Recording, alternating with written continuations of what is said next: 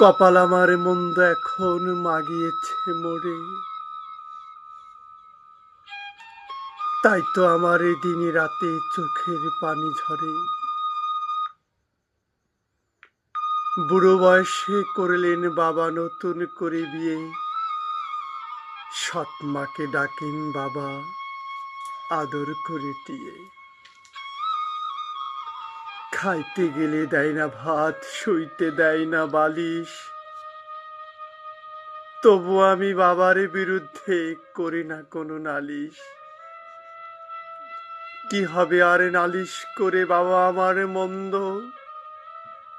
অপরাধ আমি না করিলেও খোঁজেন তিনি গন্ধ। দুঃখে কষ্টে জীবন আমারে করতে হবে পার, সৎমা আমারে যখন তখন করবে অত্যাচার।